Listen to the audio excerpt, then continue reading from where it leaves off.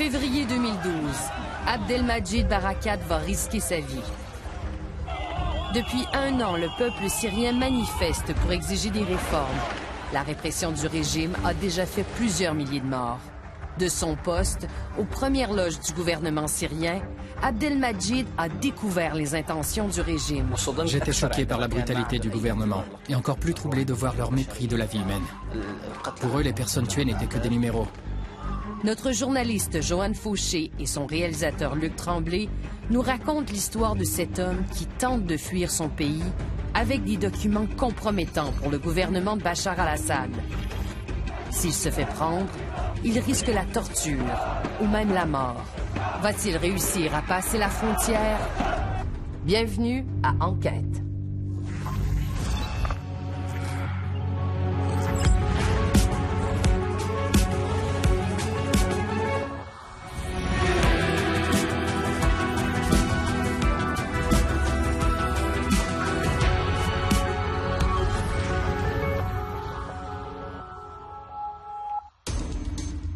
Abdelmadjid Barakat décide de fuir la Syrie, mais il ne part pas les mains vides. Il emporte avec lui des documents de la cellule de gestion de crise dirigée par le président Bachar al-Assad. Un passeur l'aide à fuir avec les documents. Il m'a dit que s'il m'aidait à m'enfuir et que les documents étaient découverts, nous serions tous les deux assassinés. Pour dissimuler les documents, il les colle sur sa poitrine, son dos et ses jambes. Puis il les camoufle sous son manteau. Je réalisais que je faisais quelque chose de très dangereux, que je risquais de me faire tuer. Le trajet à travers la Syrie prendra 2 jours. Sa fuite peut être signalée à tout moment aux différents postes de contrôle. Ce qu'il craint le plus, c'est de franchir la frontière. Je redoutais qu'il me demande d'enlever mes vêtements. S'il me palpait par-dessus, il ne sentirait rien. Tout va se jouer au poste frontalier de Bab al-Awa, qui sépare la Syrie et la Turquie. Au moment où le douanier m'a palpé, je craignais d'être arrêté à tout moment. S'il avait mis sa main sur mon cœur, il aurait senti que quelque chose n'allait pas. Mais il ne l'a pas fait. Ça s'est bien passé. Abdelmadjid se réfugie à Istanbul, où il reste caché pendant plusieurs mois. Il est prudent, conscient qu'il a avec lui des preuves explosives contre Bachar al-Assad et son régime. Le gouvernement sait maintenant qu'il était une taupe au sein de la cellule de crise. Je n'ai jamais souhaité faire ce travail. J'ai accepté cet emploi pour pouvoir sortir ces documents.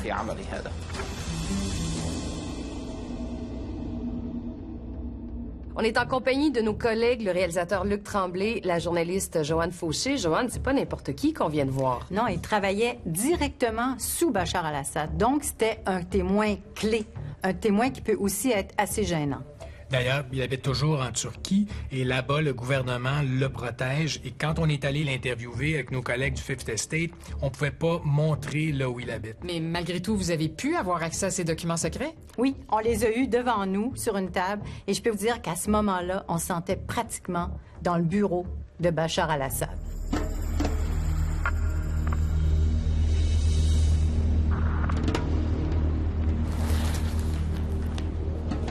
C'est comme ça que c'était collé. Je n'ai pas enlevé le ruban ici parce que lorsque j'ai essayé, ça s'est déchiré. Tous ces documents étaient sur vous? Oui, sur ma poitrine, dans mon dos et sur mes jambes. Je m'occupais de la gestion des données et des informations. Nous devions recueillir les rapports quotidiens provenant de la plupart des centres de détention dans les 14 provinces. On trouvait dans ces rapports toutes les données sur le nombre de manifestations, le nombre de manifestants, combien avaient été tués, combien étaient emprisonnés, etc. À 24 ans, il travaillait comme agent de bureau à la cellule centrale de gestion de crise. Un conseil de guerre composé de ministres et de généraux qui avait comme mandat de coordonner la répression. Les dirigeants de la cellule centrale de gestion de crise se réunissaient tous les soirs. Un compte-rendu de la rencontre et des décisions prises était envoyé à Bachar al-Assad directement vers 22 heures. Je me souviens que lorsque les dossiers lui étaient apportés au palais présidentiel, Bachar al-Assad les lisait immédiatement, les signait et nous les renvoyait. Parfois, il ajoutait aux décisions prises. Parfois, il enlevait des choses qui avaient été décidées. Il savait combien il y avait de manifestants. Il savait aussi que plusieurs manifestants étaient détenus ou tués. Il recevait ces informations quotidiennement. Il nous montre les documents ultra secrets qu'il a sortis clandestinement. Ce document montre un décret adopté par Bachar al-Assad à cette date. Il stipule que le fait que 3 personnes ou plus se trouvent ensemble sur la rue peut être considéré comme une émeute.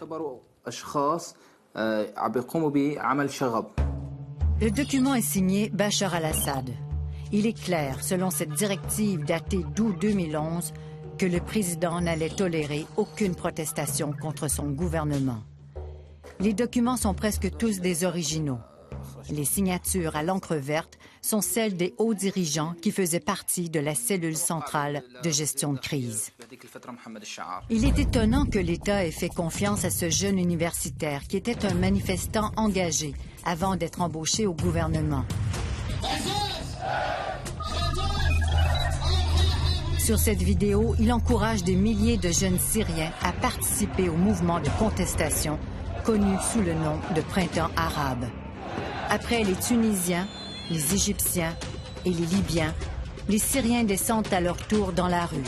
Ils demandent pacifiquement la fin de la corruption et plus de liberté. Ça me donnait des ailes. Je me sentais comme un oiseau qui s'enfuit de sa cage et qui vole enfin librement. Quand les manifestations ont commencé, Mazen Aloumada était devant avec sa caméra, confiant de voir la Syrie changer. Technicien en ingénierie, il avait un très bon emploi dans l'industrie du pétrole. Il avait une famille, une fiancée. Mais il dit qu'il ne s'était jamais senti libre. Nous avions l'espoir et le rêve d'obtenir un pays démocratique encadré par une constitution. Mais nous avons été déçus. Cette vidéo d'une manifestation où il se trouvait montre que là, comme partout ailleurs au pays, Damas réprime rapidement tout espoir. Un des documents dérobés par Barakat montre que le gouvernement a autorisé des méthodes violentes dans au moins 3 villes.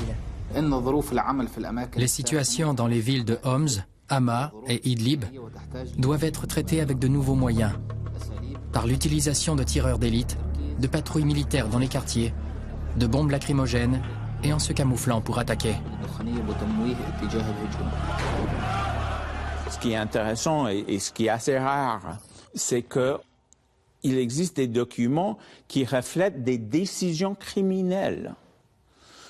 Nous avons décidé d'attaquer tel dissident, de réprimer telle manifestation violemment. Ça, normalement, on n'a pas, parce que ce sont des choses qui transpirent la criminalité quand même. Il y a des preuves qui font le lien entre les crimes et le chef de l'État. L'avocat américain Reed Brody a poursuivi en justice à Augusto Pinochet, Jean-Claude Duvalier et Hissène Habré. On le surnomme le chasseur de dictateurs. Les documents, on les appelle les rois des preuves, parce que les documents, normalement, ne mentent pas. Ils n'ont pas de problème de mémoire. Ils perdurent. Donc, 30 ans après, quand tous les témoins sont morts, les documents existent toujours.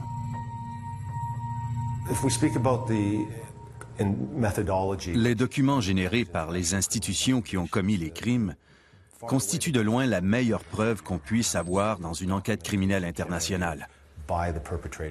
C'est de cette façon qu'ont été montés les dossiers contre les dirigeants nazis à Nuremberg.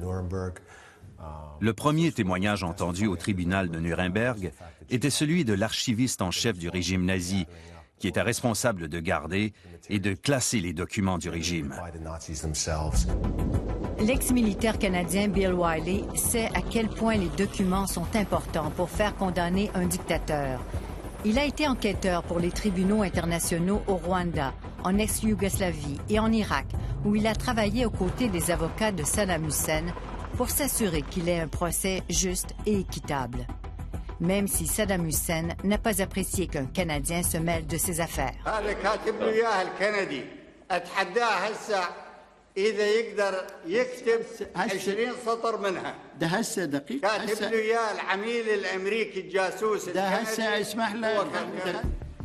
Bill Wiley a fondé en 2011 CIJA, The Commission for International Justice and Accountability. Nous sommes apolitiques. Nous ne travaillons pas pour l'opposition. Nous sommes neutres. CIJA est un organisme privé, sans but lucratif, qui s'est donné comme mission d'enquêter dès maintenant sur les crimes commis par le régime syrien. C'est la première fois qu'un organisme, qu'il soit international, national ou privé, mène une enquête au milieu d'un conflit armé d'une telle intensité.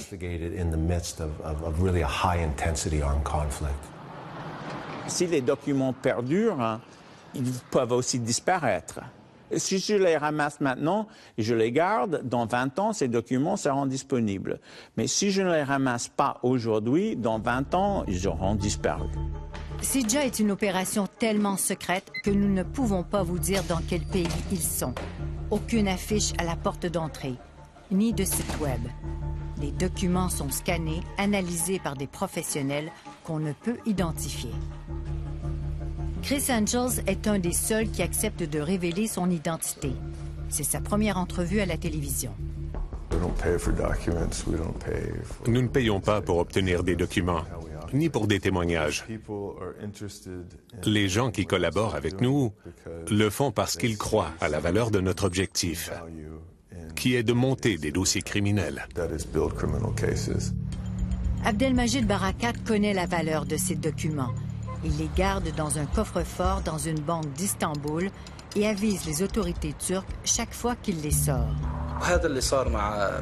C'est ce que j'ai fait quand les gens de CIJA sont venus me rencontrer. Nous avons passé 3 jours dans une chambre d'hôtel. Ils ont regardé les documents, les ont photographiés et les ont analysés. C'est Chris Angels qui a rencontré Abdelmajid Barakat. Le contenu de ces documents et le fait que Barakat puisse témoigner personnellement de comment cette information a été colligée et qui l'a reçue en font une preuve très percutante. Depuis 2011, le soulèvement populaire syrien s'est progressivement transformé en guerre civile. Le régime affronte plusieurs groupes rebelles, mais il continue d'attaquer des civils. La ville d'Alep a été assiégée, la population affamée. L'hôpital d'Ar al-Shifa a été bombardé plusieurs fois. Ils ont attaqué l'hôpital plus de 10 fois. L'édifice avait 9 étages. Chaque fois qu'il y avait un bombardement, un étage était détruit. Zain travaillait comme bénévole à l'urgence de l'hôpital d'Alep. Pour cette raison, elle est arrêtée en octobre 2013 à un poste de contrôle. Ils voulaient que je leur donne les noms des médecins et des infirmières qui travaillaient à l'hôpital. Ils voulaient aussi les noms du personnel d'autres hôpitaux et les coordonnées des hôpitaux clandestins pour pouvoir les cibler. En un instant, la vie de cette étudiante universitaire en éducation a basculé dans un enfer. Elle a été déplacée secrètement d'une prison à une autre. Pendant 10 mois, mes parents ignoraient où j'étais, ce qui m'était arrivé. Ils croyaient que j'étais morte parce que c'est ce qu'on leur a répondu quand ils m'ont cherchée. Cette jeune fille est arrivée à Montréal comme réfugiée en décembre dernier. Nous avons changé son nom parce qu'elle craint les représailles contre sa famille restée en Syrie.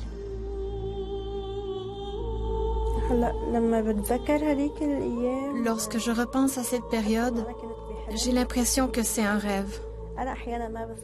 Je n'arrive pas à croire que j'ai vécu cela et que je m'en suis sortie. Mazen Aloumada a été arrêté alors qu'il s'apprêtait à livrer du lait maternisé dans un quartier assiégé par le régime. Il a été torturé à répétition. Ils ont détruit mes beaux souvenirs, détruit mon enfance, ma jeunesse. Ils m'ont complètement détruit.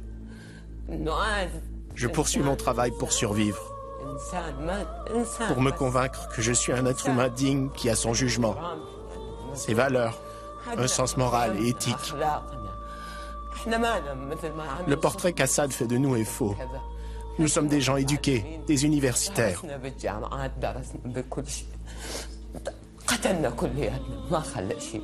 Il nous a tués et détruit tout ce que nous avions en nous. Je veux que ceux qui nous écoutent comprennent que nous sommes des êtres humains, juste des êtres humains.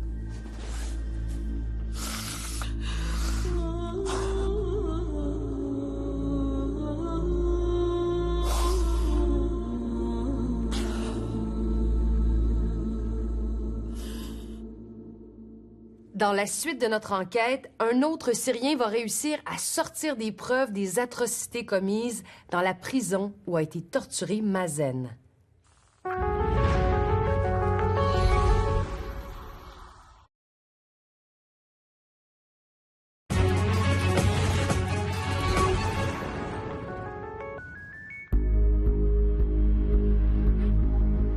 Comme Mazen et Zen, des dizaines de milliers de Syriens ont été emprisonnés dans un des 27 centres de détention dirigés par l'armée et les services de renseignement. Ils portent pour la plupart des numéros. 227, 215, 245. Un de ceux à la plus sinistre réputation, le 235, le centre Palestine. Le centre de détention Palestine est le plus grand de ceux-là. On les appelle les prisons de la mort. La plupart des gens qui meurent en détention étaient dans un de ces centres. Ils sont plus horribles que les autres. Zain a passé 6 mois à la prison Palestine. Les séances de torture ont commencé dès mon arrestation à Alep et se sont poursuivies au centre de détention militaire.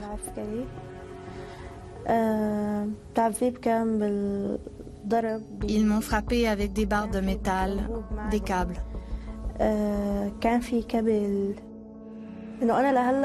Je fais encore des cauchemars où je revis ce que j'ai vu et entendu au centre de détention. Les bruits que j'entendais lorsque les gardiens fracassaient la tête des jeunes hommes contre les murs de ma cellule. Parfois, j'entendais leurs os craquer et plusieurs en sont morts. Je les entendais agoniser et leur sang coulait jusque sous ma porte. Pour sa part, Mazen s'est retrouvé à la prison de l'aéroport de Metzé, un nom qui inspire la peur aux Syriens. Ils m'ont enlevé mon sous-vêtement. Et ils ont mis comme une sorte d'étau autour de mon pénis. Ils ont serré, serré et serré jusqu'à ce que je ne sente plus rien. Pendant ce temps, un autre officier me sodomisait avec un bâton. Ils ont fait des choses impensables pour un être humain. Après des mois de détention et de torture, Mazen est envoyé à l'hôpital 601. Le lendemain, vers 10 heures, ils m'ont sorti du centre de détention. Ils m'ont dit « Oublie ton nom. Tu n'es plus Mazen al-Humada. Tu n'es plus que le numéro 1858. » Parce que quand les gens meurent, ils portent un numéro sur leur front. L'hôpital militaire 601 est un endroit où l'on massacre et tue les prisonniers. Mazen le découvre en se rendant aux toilettes. En ouvrant la porte des toilettes, j'ai vu des cadavres empilés les uns sur les autres. Je croyais rêver. Je me suis frotté les yeux. Quand je les ai rouverts, j'ai remarqué que certains cadavres étaient mutilés. Différentes parties du corps manquaient. Pour certains, c'était les yeux. Mazen a été torturé presque tous les jours pendant 1 an et 7 mois. À sa sortie de prison, il porte les marques des menottes avec lesquelles il a été suspendu. Des brûlures de cigarettes sur ses jambes. Mais c'est tellement horrible qu'on a du mal à imaginer que des humains puissent infliger ça à d'autres humains. Oui, on va maintenant vous présenter un autre Syrien qui a travaillé dans les couloirs de la mort et qui a lui aussi décidé de fuir avec des preuves compromettantes. On aime mieux vous prévenir, certaines images sont très dures, mais c'est la réalité et ces gens-là, ils prennent des risques justement pour que ça vous touche et que ça arrête.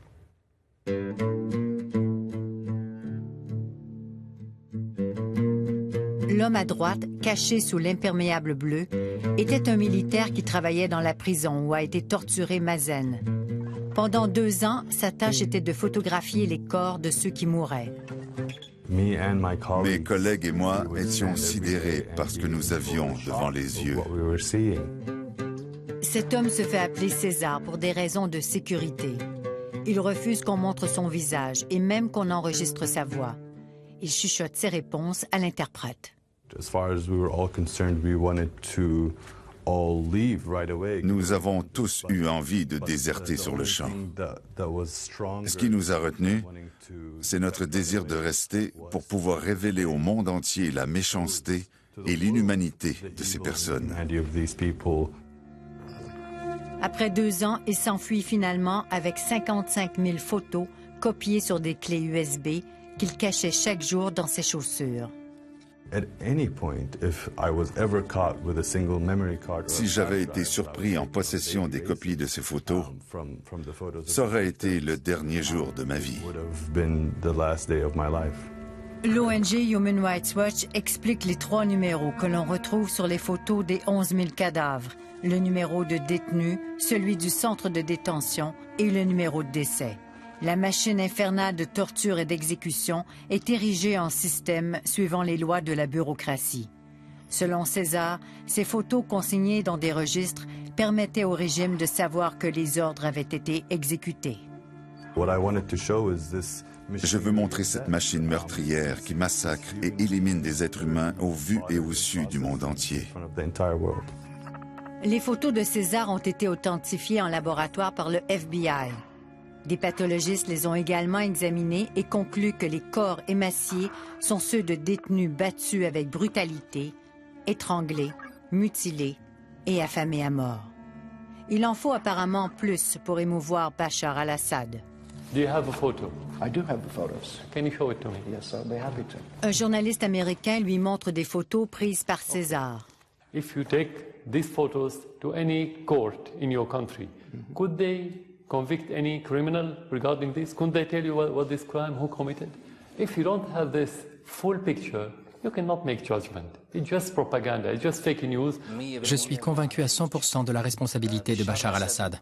Il recevait non seulement les rapports de la cellule centrale de gestion de crise, mais aussi ceux de tous les départements de police en Syrie.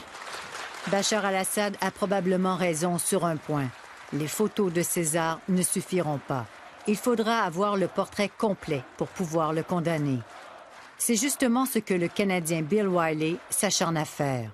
Établir les liens entre ceux qui commettent les crimes dans les prisons et lui, le président. Le régime syrien ressemble à tous les régimes. Il y a beaucoup de paperasse. En Irak, par exemple, nous avions accès à des millions de pages de documents. Mais on ne retrouve jamais écrit noir sur blanc l'ordre de commettre des actes criminels du style « Tuez-moi ces dissidents » ou « Je veux que la torture soit systématiquement utilisée dans nos prisons ». Il faut alors se concentrer à reconstruire la chaîne de commandement et la structure de communication des institutions qui commettent les crimes. Nous mettons beaucoup d'efforts à essayer d'établir comment les centres de détention relèvent d'une série d'autorités locales. Puis comment ces entités locales relèvent, ultimement, des institutions à Damas.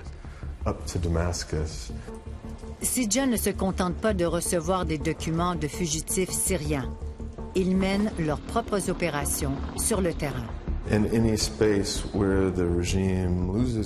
Lorsque le régime perd du terrain, les forces gouvernementales s'enfuient et laissent des documents derrière. Aussitôt que le régime abandonne une position, nous avons une chance d'aller récupérer ces documents.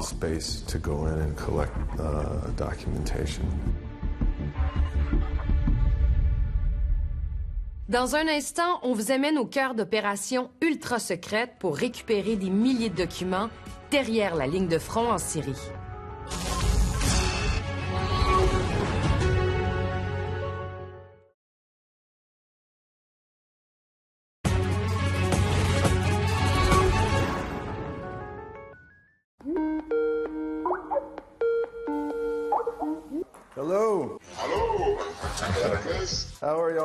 La majorité des employés de CIJA ne travaillent pas au siège social. Ils sont une centaine d'agents sur le terrain, déployés en Syrie, malgré la guerre. Thanks, guys, for taking the time to catch up today. I appreciate it. There are only a couple of things I wanted to discuss in relation to documents. Chris Angels prépare la prochaine opération sur le terrain. It's in a conflict zone. Notre équipe travaille en zone de guerre, où il est impossible de garantir la sécurité absolue. Nos agents sur le terrain pourraient quitter la Syrie, mais ils décident chaque jour de rester pour faire ce travail. Chaque jour, ils évaluent si ce que nous essayons d'accomplir vaut la peine de courir autant de risques. Et ils décident de rester. Ils sont un atout extrêmement précieux. L'enquêteur en Syrie parle arabe. Chris a donc recours au service d'un interprète.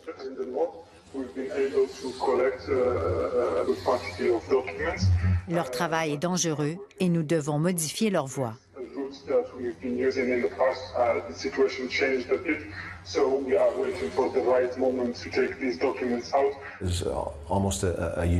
Chaque chargement de documents, qu'il soit de 40 ou de 400 kilos, est une histoire unique en soi. Mais la clé de notre succès repose d'abord et avant tout sur les relations que nous avons tissées avec certains groupes armés en Syrie. Pas avec Daesh, bien entendu, ni avec Jabhat al-Nusra. Quand des groupes rebelles gagnent du terrain, les employés du gouvernement syrien s'enfuient, laissant derrière eux des tonnes de documents militaires et de renseignements.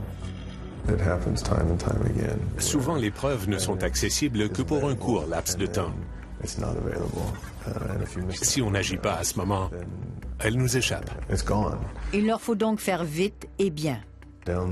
Il faut s'assurer qu'une fois rendus en cours, nous soyons capables d'établir d'où vient chaque document et par où il a transité. Dans un premier temps, les documents sont cachés en lieu sûr en Syrie, jusqu'à ce qu'il soit sécuritaire de les sortir du pays. Pour traverser des zones de combat, passer des postes de contrôle militaire, les documents sont camouflés dans des valises et des boîtes de bananes. Nous évaluons constamment le niveau de danger.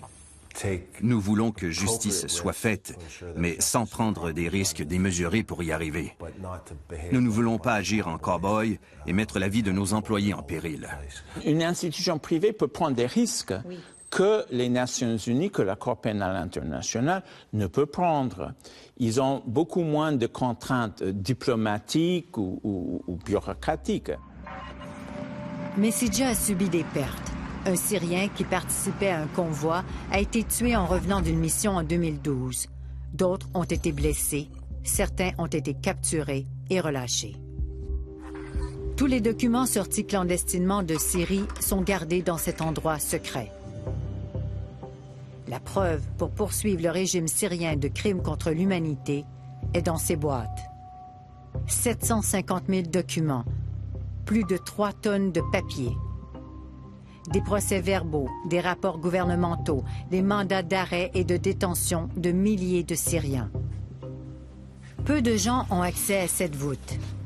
Même Bill Wiley doit signer pour sortir les documents qu'il veut nous montrer. Ce document date du 10 avril 2011. Il est signé par Bachar al-Assad, commandant en chef des armées.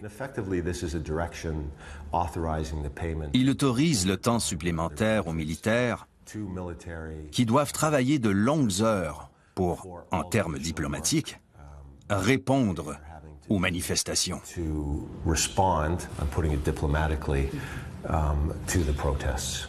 Même un document portant sur le temps supplémentaire peut servir dans un procès criminel.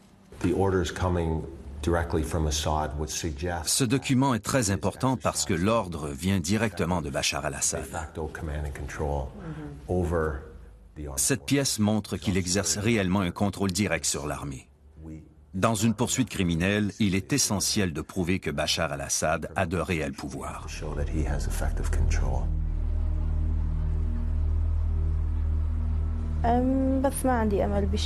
Je n'ai aucun espoir parce qu'il n'y a pas de justice. Après tout ce qu'il a fait, Bachar al-Assad est toujours libre et il poursuit ses crimes. Zen et Mazen ne demandent pas un procès pour leurs bourreaux, dont ils ne connaissent même pas le nom. Les hauts dirigeants entraînent ces soldats qui sont leurs esclaves. Ils devraient être menottés et jugés comme des criminels. Nous devons juger ceux qui leur donnent l'ordre de tuer, de brûler et d'éliminer les détenus. Avec les documents numérisés, Sidja a constitué une immense base de données. On y retrouve des milliers de noms, dont celui de Mazen. On voit ici le nom complet de Mazen et nous avons une date, janvier 2012. Nous n'avons pas toute la chaîne de documents dans ce cas, mais nous pouvons déduire que, juste avant ce document-ci, un ordre a été donné de trouver ce gars et de le jeter en prison. À la suite du mandat d'arrestation, Mazen a bel et bien été arrêté et torturé. Mais qui en a donné l'ordre? Pour Mazen et pour les milliers d'autres, Sidja croit être en mesure de prouver la responsabilité criminelle de toute la chaîne de commandement du régime syrien.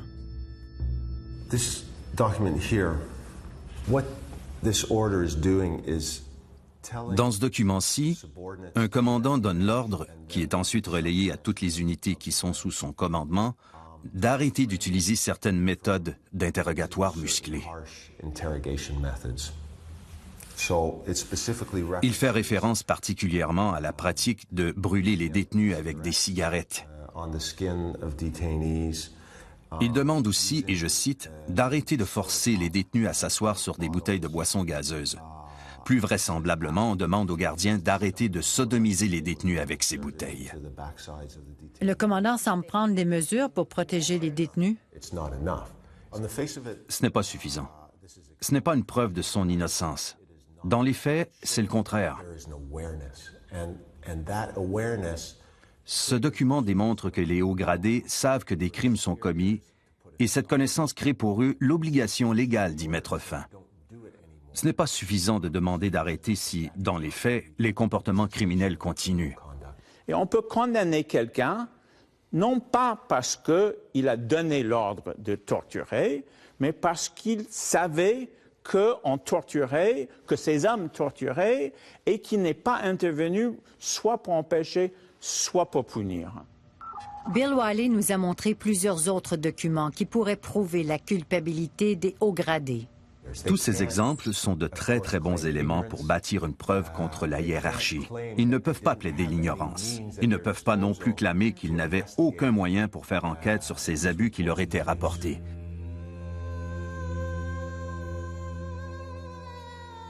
Je pense que peut-être dans l'histoire de l'humanité, il n'y a pas de situation criminelle aussi bien documentée que la Syrie, avec les documents, avec les photos, avec les insiders, donc des personnes qui avaient travaillé pour le régime, qui sont à l'extérieur. Il serait difficile de penser à une autre situation où la masse des preuves est aussi solide en temps réel que ce qu'on vit actuellement en Syrie.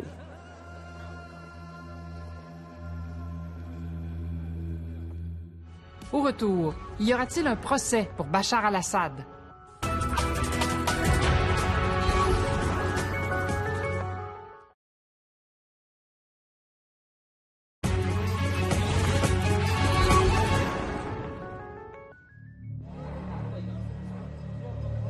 Ça fait maintenant plus de 5 ans qu'Abdelmajid Barakat s'est enfui de la Syrie avec des documents collés sur la peau.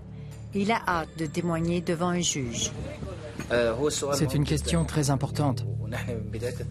Au début de la Révolution, on se demandait si notre travail serait un sacrifice ponctuel ou celui de toute une vie. Si Bachar al-Assad reste au pouvoir, est-ce que tout ça n'aura finalement servi à rien? Vous collectez des documents depuis 5 ans, 6 ans maintenant? Environ 5 ans, oui. Êtes-vous prêt à présenter des documents devant un tribunal? Absolument. Nous avons 8 ou 9 dossiers prêts pour la Cour.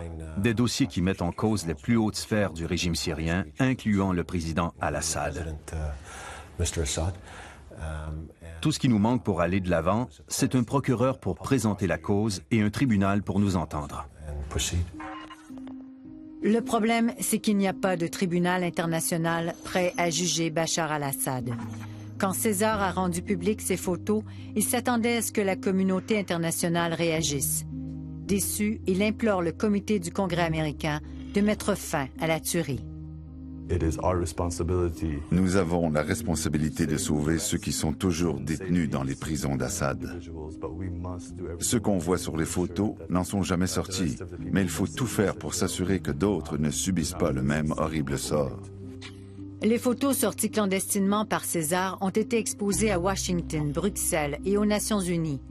Les tentatives de poursuivre le régime syrien devant la Cour pénale internationale se sont butées au veto de la Chine et de la Russie. C'est l'impasse pour le peuple syrien. Ce n'est pas frustrant, c'est extrêmement frustrant. Surtout pour nos employés syriens qui sont sur le terrain. Ils sont extrêmement épuisés et surtout exaspérés par l'absence de résultats.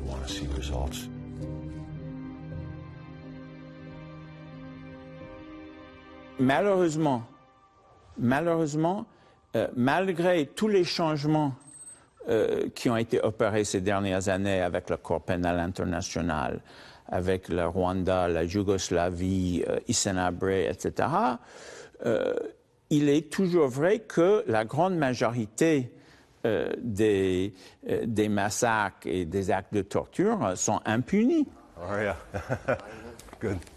Sidja travaille secrètement avec plusieurs pays européens qui mènent des enquêtes judiciaires contre le régime syrien. Un organisme privé comme le nôtre ne peut pas se substituer aux institutions judiciaires. Nous ne pouvons pas porter d'accusation, nous ne pouvons que faire enquête. Sidja a été conçu pour servir d'outil aux autorités publiques. Une douzaine de pays sont en contact avec Sidja. À toutes les 2 semaines, nous recevons la visite à nos bureaux de policiers et de procureurs de ces pays qui viennent prendre connaissance des preuves que nous avons. Sidja refuse de dire avec quel pays il collabore, mais nous savons que l'Allemagne est en contact avec eux. Une des causes qui est sur le bureau de la justice là-bas concerne des accusations criminelles portées par des réfugiés syriens en Allemagne. Je vais dresser un portrait global du système syrien au procureur pour expliquer que les disparitions et la torture sont systématiques et remontent à longtemps. Anwar al-Buni a été incarcéré pendant 5 ans parce qu'il défendait les droits de l'homme en Syrie. Aujourd'hui, il collabore avec une ONG allemande qui soutient le recours contre 6 hauts gradés syriens soupçonnés de torture et de crimes contre l'humanité. Pour qu'il y ait un procès en Allemagne, les accusés devront être ici, ce qui n'empêche pas l'enquête de se poursuivre et de lancer éventuellement des mandats d'arrêt contre ces personnes, même si elles ne sont pas ici. Puisque les 6 accusés sont toujours en Syrie, le recours a plutôt valeur de symbole. Le message qu'on envoie à ces personnes, c'est « vous ne pouvez plus aller où vous voulez. Ce que vous avez fait est inacceptable ».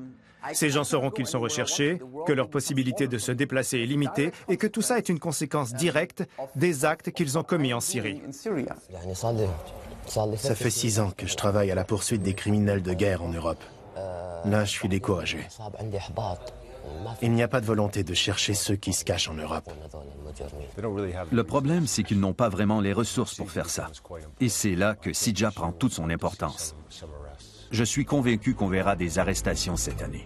Bill Wiley est aussi convaincu que ces dirigeants syriens qui se cachent en Europe seront accusés. Nous savons qu'un certain nombre de hauts gradés qui auraient commis des crimes se trouvent en Europe présentement. Les poursuivre en justice enverrait le message aux Syriens qu'il y a une justice en quelque part. En attendant un éventuel procès, Sidja doit s'assurer de garder le soutien de ses bailleurs de fonds. Son financement dépend de plusieurs pays, dont le Canada, qui accorde un peu plus de 2 millions par année. Bill Wiley rencontrait en juillet dernier à Ottawa des fonctionnaires des Affaires mondiales. le Canadien reste convaincu que Bachar al-Assad sera jugé. Je ne crois pas que Bachar al-Assad continuera à diriger la Syrie. Et s'il survit à la guerre, l'histoire nous enseigne que, tôt ou tard, il sera arrêté et jugé. C'est ce qui est arrivé à Slobodan Milosevic en Serbie, Charles Taylor au Libéria, Saddam Hussein en Irak et à Laurent Gbagbo de Côte d'Ivoire. Ils ont tous fini en prison. Pourquoi est-ce que ce serait différent pour Assad? La vie de ceux qui ont sorti des preuves contre le régime syrien est en suspens. César vit caché quelque part en Europe. De son côté, Abdelmajid Barakat est toujours réfugié en Turquie, sous la protection du gouvernement. Il refuse l'idée qu'il ait risqué sa vie en vain pour révéler au monde les atrocités du régime syrien. Lorsque la révolution a commencé, nous avons cru que chacun devait faire sa part pour y arriver, même un simple sacrifice. J'étais convaincu que j'arriverais à sortir de Syrie vers la Turquie pour révéler le vrai visage du régime. J'étais sûr que les documents changeraient l'opinion de ceux qui supportent le régime et qu'ils comprendraient que ce sont des criminels. Les témoins sont vivants, les documents en sécurité. Reste à attendre le verdict de l'histoire.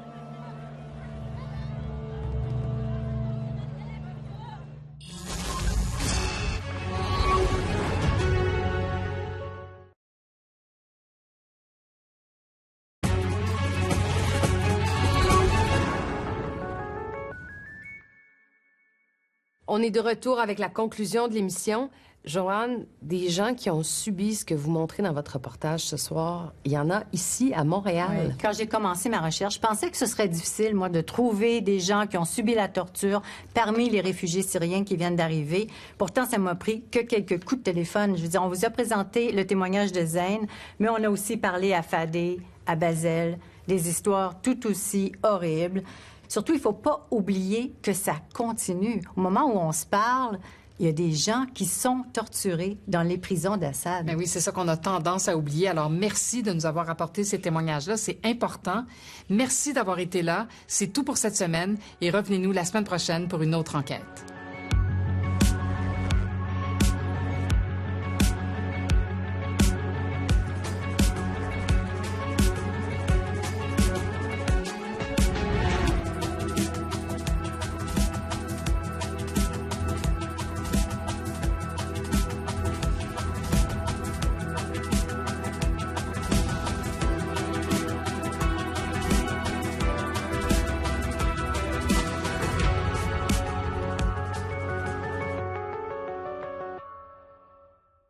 Crédible, vérifiée, pertinente.